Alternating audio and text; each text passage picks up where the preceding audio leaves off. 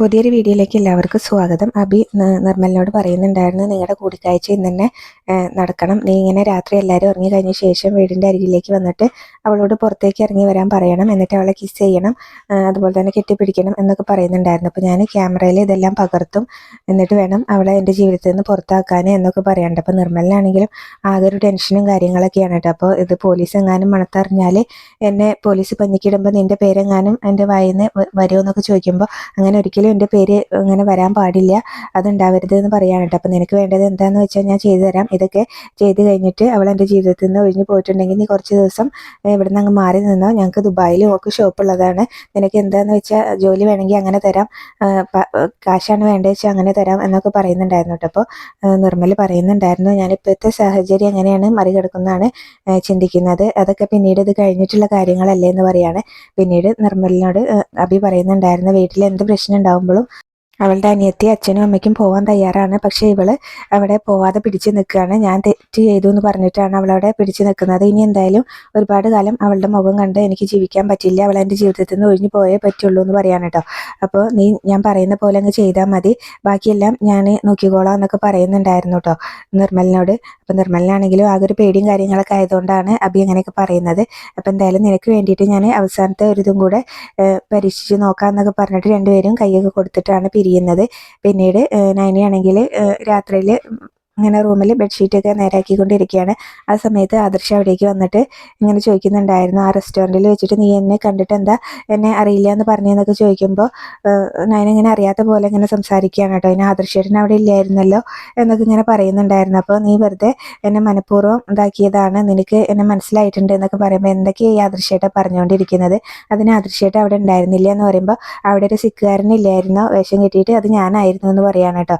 എന്നിട്ട് അത് പറയുന്ന സമയത്ത് എനിക്കാണെങ്കിലും ചിരി വന്നിട്ട് അത് ആദർശേട്ടനായിരുന്നോ എന്നൊക്കെ ചോദിക്കുകയാണ് കേട്ടോ.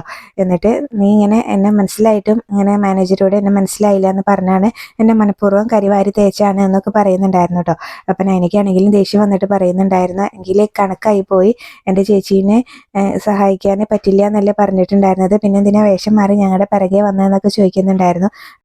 ആ സമയത്ത് ആദർശ് പറയുന്നുണ്ടായിരുന്നു, ഞാൻ എന്നും സത്യത്തിനൊപ്പം മാത്രമേ നിൽക്കുള്ളൂ, നിരപരാധിയാണെന്ന് തോന്നി കഴിഞ്ഞാൽ മാത്രമേ കൂടെ നിൽക്കുള്ളൂ എന്ന് പറയുമ്പോൾ, എന്നിട്ടിപ്പോൾ ചേച്ചി നിരപരാധിയാണെന്ന് ആദർശേട്ടന് മനസ്സിലായോ എന്ന് ചോദിക്കുമ്പോൾ, അങ്ങനെ മനസ്സിലാവണമെങ്കിൽ അവളെ ആരാ ശല്യം ചെയ്യുന്നതെന്ന് അറിയണം, അവനൊന്ന് നേരിട്ട് കാണണം എന്ന് തോന്നി, അതുകൊണ്ടാണ് വേഷം മാറിയിട്ട് വന്നതെന്ന് പറയൂ കേട്ടോ. പിന്നീട് നൈന ചോദിക്കുന്നുണ്ടായിരുന്നു, ആ മാനേജറുടെ കയ്യിൽ നിന്ന് അടിയൊന്നും കിട്ടിയിട്ടില്ലല്ലോ എന്ന്. അപ്പോൾ അദൃശ്യ പറയും, അവൻ എന്നെ അടിച്ചിരുന്നെങ്കിൽ അവനെ ഞാൻ അടിച്ച് ശരിയാക്കിയേനെന്ന് പറയും. ഓ പിന്നെ എന്നിങ്ങനെ നൈന കളിയാക്കുകയും ചെയ്യുന്നുണ്ടായിരുന്നു കേട്ടോ. പിന്നീട് ഇങ്ങനെ നീ എൻ്റെ ഭാര്യയാണെന്ന് തെളിയിക്കാൻ വേണ്ടിയിട്ട് ഞാൻ എൻ്റെ ഫോണിലുള്ള ഫോട്ടോസ് കാണിച്ചു കൊടുത്തു, അതുപോലെ തന്നെ എൻ്റെ തലപ്പാവും ഇതൊക്കെ ഊരി കാണിച്ചു കൊടുത്തു എന്ന് പറയുന്നുണ്ടായിരുന്നു കേട്ടോ. അതിനുശേഷമാണ് അയാൾക്കത് വിശ്വാസമായതെന്ന് പറയുമ്പോൾ നൈന പറയുന്നുണ്ടായിരുന്നു, ഇനി ഇതുപോലെ എൻ്റെ പിറകെ വരികയാണെങ്കിൽ അത് നേരത്തെ അങ്ങ് പറഞ്ഞേക്കണം, അല്ലെങ്കിൽ ഇതുപോലെ തന്നെ ആയിരിക്കും ഇനി സംഭവിക്കുക എന്നൊക്കെ പറഞ്ഞിട്ട് നൈന അവിടെ നിന്ന് അങ്ങ് പോകുന്നുണ്ട്. പിന്നീട് അനിയാണെങ്കിലും അങ്ങനെ നന്ദു തിരിച്ചു വിളിച്ചില്ലല്ലോ എന്ന് ആലോചിച്ചുകൊണ്ട് നിൽക്കുകയാണ്. നന്ദുവിൻ്റെ അമ്മ ഞാൻ വിളിച്ച കാര്യം നന്ദുവിനോട് പറഞ്ഞിട്ടില്ലേ, പറഞ്ഞതാണെങ്കിൽ അവൾ തിരിച്ചു വിളിക്കേണ്ടതായിരുന്നല്ലോ, ഇനിയിപ്പോൾ അങ്ങോട്ട് വിളിക്കുന്നത് ശരിയല്ല എന്നൊക്കെ ഓർത്തുകൊണ്ട് അനിയാണെങ്കിലും നിൽക്കുകയാണ്.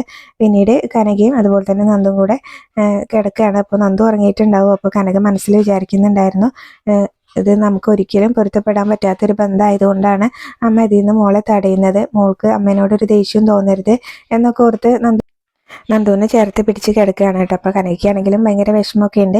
പിന്നീട് ആദർശൊക്കെ നന്നായിട്ട് ഉറങ്ങിയിട്ടുണ്ടാവും. അപ്പോൾ ആ സമയത്ത് നൈന ഉണർന്നിട്ടുണ്ട്. അപ്പോൾ മെല്ലെ ആദർശം ഉണർന്നോ എന്നൊക്കെ നോക്കിയിട്ട് മെല്ലെ അവിടെ നിന്ന് എണീറ്റത് പുറത്തേക്ക് ഇറങ്ങി പോവാണ് കേട്ടോ. ചുറ്റുമൊക്കെ നോക്കിയിട്ട് തന്നെയാണ് പോകുന്നത്. എന്നിട്ട് ഹാളിലേക്ക് എത്തുന്നുണ്ട്. അപ്പോൾ ആ സമയത്ത് നവ്യ പിറകുന്ന് വന്നിട്ട് നൈനയെ പിടിക്കുന്നുണ്ട് കേട്ടോ. അപ്പോൾ പേടിച്ചുകൊണ്ട് നൈന ഞെട്ടി തിരിയാണ്, ഓ ചേച്ചിയായിരുന്നു എന്നൊക്കെ ഇങ്ങനെ ചോദിക്കുകയും ചെയ്യുന്നുണ്ടായിരുന്നു കേട്ടോ. അപ്പോൾ ഞാൻ ആദർശേട്ടന് ഉറങ്ങിയ ശേഷം ഇങ്ങനെ പുറത്തേക്ക് ചേച്ചിയുടെ മുറിയിലേക്ക് വരാൻ ഇരിക്കുകയായിരുന്നു എന്ന് പറയാണ് കേട്ടോ. അപ്പോൾ നവ്യം പറയുന്നുണ്ടായിരുന്നു, അബി നല്ല ഉറക്കമാണ്, എന്നാൽ നമുക്ക് പോകാമെന്നൊക്കെ പറയുന്ന സമയത്ത് ചെറിയ ശബ്ദം കേട്ടാൽ പോലും മുത്തശ്ശിന് ഉണരാനുള്ള സാധ്യതയുണ്ട് എന്ന് പറയും. അപ്പോൾ അവരിങ്ങനെ അത്യാവശ്യം മരുന്നൊക്കെ കഴിച്ച് കിടക്കുന്നതുകൊണ്ട് അങ്ങനെ പെട്ടെന്ന് ഉണരാനുള്ള സാധ്യതയില്ല, പക്ഷേ അബിയുടെ അമ്മയാണ് ചിലപ്പോൾ ഉണർന്നു വന്നു എന്ന് വരാം എന്നൊക്കെ പറയുന്നുണ്ടായിരുന്നു, അവർക്കാണ് ഉറക്കമില്ലാത്തതെന്നൊക്കെ പറയാൻ കേട്ടോ. അപ്പോൾ നമ്മളിങ്ങനെ ഒരു സാഹസം ചെയ്യണോ എന്നൊക്കെ നവ്യ ചോദിക്കുന്നുണ്ടായിരുന്നു കേട്ടോ. പിന്നീട് നവ്യ പറയും നമുക്കൊരു ആൺസഹായം പോലും ഇല്ലല്ലോ എന്ന്. അപ്പോൾ ഒരു ആളെ സഹായം ഇല്ലെങ്കിലും നമുക്ക് ഈ സമയത്ത് മനസ്സിന് ഒരു കരുത്താണ് വേണ്ടത്. അപ്പോൾ എന്തായാലും നമുക്ക് എന്തായാലും പോവാം എന്നൊക്കെ പറഞ്ഞിട്ട് നവ്യനെയും പിടിച്ചു വലിച്ചുകൊണ്ട് നയനങ്ങ മെല്ലെ സ്റ്റെപ്പൊക്കെ ഇറങ്ങി പോവാണ് കേട്ടോ. ആ സമയത്ത് ആദർശ് തിരിഞ്ഞു കിടക്കുന്ന സമയത്ത് നയന അവിടെ ഇല്ലയെന്ന് മനസ്സിലായിട്ട് ഇങ്ങനെ ലൈറ്റൊക്കെ ഇട്ട് നോക്കുകയാണ്. അവൾ ഈ രാത്രിയിൽ എവിടെ പോയതാന്നൊക്കെ ഓർത്ത് റൂമിന് പുറത്തേക്ക് ഇറങ്ങുന്നുണ്ട്. അപ്പോഴാണ് നവ്യയും നയനയും കൂടെ സ്റ്റെപ്പ് ഇറങ്ങി പോകുന്നു കാണുന്നത്. അപ്പോൾ എന്തായാലും അവരെവിടേക്കാണ് പോകുന്നത്, എന്തായാലും അവരെ തനിച്ച് വിടാൻ പാടില്ല എന്നോർത്ത് ആദർശും പിറകെ തന്നെ വരുന്നുണ്ട്. പിന്നീട് നവിയും അതുപോലെ തന്നെ നയനയും ഫ്രണ്ട് ഡോറൊക്കെ തുറന്ന് ഇറങ്ങി അവിടെ നിന്ന് സംസാരിക്കുന്ന സമയത്ത് നവി ചോദിക്കുന്നുണ്ടായിരുന്നു, നീ എന്തിനാ എൻ്റെ കൂടെ വരുന്നത്? എനിക്ക് വേണ്ടിയിട്ട് നീ ഒരുപാട് ബുദ്ധിമുട്ടി, ഇനിയും നിന്നെ ഇതിൽ ഇങ്ങനെ ഉൾപ്പെടുത്തുന്നത് ശരിയല്ല എന്നൊക്കെ പറയുന്നുണ്ടായിരുന്നു കേട്ടോ. അപ്പോൾ നയനയ്ക്കാണെങ്കിലും നവി അങ്ങനെ പറഞ്ഞപ്പോൾ ഭയങ്കര സന്തോഷമാവുന്നുണ്ട്. ഇങ്ങനെയുള്ള ചേച്ചീനെയാണ് ഞാനിങ്ങനെ എപ്പോഴും ആഗ്രഹിക്കുന്നത്, ഇങ്ങനെ കൂടപ്പിറപ്പുകളെ ഇങ്ങനെ സ്നേഹിക്കുന്ന ചേച്ചീനെ. അപ്പം അങ്ങനെയുള്ള ചേച്ചീനെ ഇങ്ങനെ എന്ത് പ്രശ്നം വന്നാലും ഞാൻ ഇങ്ങനെ ഒറ്റയ്ക്ക് വിടില്ല, ഞാനും കൂടെ തന്നെ ഉണ്ടാവും എന്നൊക്കെ പറയുകയാണ്. അപ്പോൾ എന്തായാലും ഞാൻ കൂടെ വരാം എന്നൊക്കെ പറഞ്ഞിട്ട് രണ്ടുപേരും കൂടെ മുറ്റത്തേക്ക് ഇറങ്ങുകയാണ്. ഇന്ന് എന്തായാലും അവനെ കൈയോടെ പിടിച്ച് ശരിപ്പെടുത്തണം എന്നൊക്കെ പറയുകയാണ് കേട്ടോ. എന്നിട്ട് രണ്ടുപേരും കൂടെ മുറ്റത്തേക്കൊക്കെ ഇറങ്ങുന്നുണ്ട്. അപ്പോൾ ആ സമയത്ത് ആദർശം അവരുടെ പിറകെ തന്നെ ഉണ്ടായിരുന്നു കേട്ടോ.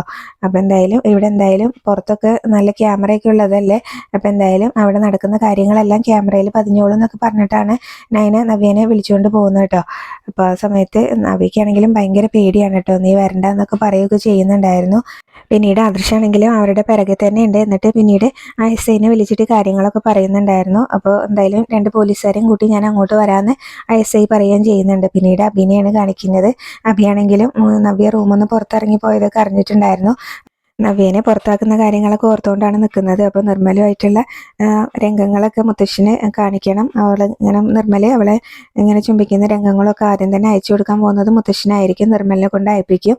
അപ്പോൾ എന്തായാലും മുത്തശ്ശൻ്റെ അസുഖകാര്യം ഓർത്ത് ഞാൻ ടെൻഷൻ അടിക്കേണ്ട കാര്യമൊന്നുമല്ല, അങ്ങനെ എൻ്റെ സ്വന്തം മുത്തശ്ശനൊന്നും അല്ലല്ലോ, അങ്ങനെ ആദർശനും എനിക്കുമല്ലേ സ്വന്തം മുത്തശ്ശൻ. അപ്പോൾ അതുകൊണ്ട് അങ്ങേർക്ക് എന്ത് പറ്റിയാലും എനിക്കൊരു പ്രശ്നമില്ല എന്നൊക്കെ ഓർത്ത് എന്തായാലും നവ്യ പുറത്തേക്ക് ഇറങ്ങിയ കാര്യമൊക്കെ അതുപോലെ തന്നെ അങ്ങനെ നിർമ്മലിന് വോയിസ് ആയിട്ട് അയക്കുന്നുണ്ടായിരുന്നു. അപ്പോൾ ആ സമയത്ത് നിർമ്മൽ കാറിലിങ്ങനെ ഇരിക്കുകയായിരിക്കും. അപ്പോൾ ആ സമയത്ത് അഭി അയച്ചിട്ടുള്ള വോയിസ് നോട്ടൊക്കെ കേൾക്കുന്നുണ്ട്. അപ്പോൾ ഇങ്ങനെ അവൾ പുറത്തേക്ക് ഇറങ്ങിയിട്ടുണ്ട്. എന്തായാലും ഇനി ഗേറ്റിൻ്റെ പുറത്തേക്ക് ഇറങ്ങുമ്പോൾ ഞാൻ ഇങ്ങനെ മെസ്സേജ് തരാം എന്നൊക്കെ പറഞ്ഞിട്ടുണ്ടായിരുന്നു.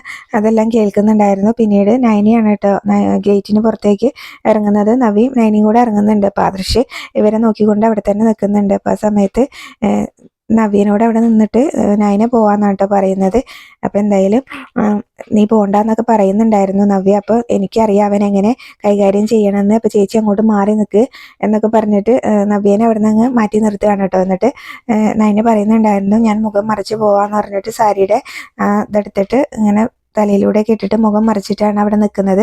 അപ്പോൾ ആ സമയത്ത് തന്നെ അവിടെ പോലീസുകാരൊക്കെ വന്ന് അവിടെ മാറി നിൽക്കുന്നുണ്ടായിരുന്നു. അപ്പോൾ അവരും ഇങ്ങനെ നോക്കുകയൊക്കെ ചെയ്യുന്നുണ്ടായിരുന്നു. അപ്പോൾ അഭി പുറത്തേക്ക് ഇറങ്ങി നോക്കുന്ന സമയത്ത് ഇങ്ങനെ പുറം തിരിഞ്ഞിട്ടാണ് നയന നിൽക്കുന്നത്. അപ്പോൾ നവ്യാണെന്ന് വിചാരിച്ചിട്ട് നിർമ്മലിന് വോയിസ് അയക്കുന്നുണ്ട്. അവൾ പുറത്തേക്ക് ഇറങ്ങിയിട്ടുണ്ട്, നീ പോരെന്ന് പറഞ്ഞിട്ട് മെസ്സേജ് അയക്കുന്നുണ്ടായിരുന്നു. അപ്പോൾ നിർമ്മലാണെങ്കിലും ബൈക്കിലാണ് വരുന്നത്. ബൈക്കിൽ വന്നിട്ട് അവിടെ നിർത്തുന്നുണ്ട്. അപ്പോൾ ആ സമയത്ത് നയനയുടെ മുഖമൊന്നും കാണുന്നില്ലല്ലോ, അപ്പോൾ അതുകൊണ്ട് തന്നെ നവ്യാണെന്ന് തന്നെയാണ് വിചാരിക്കുന്നത് അഭിയാണെങ്കിലും.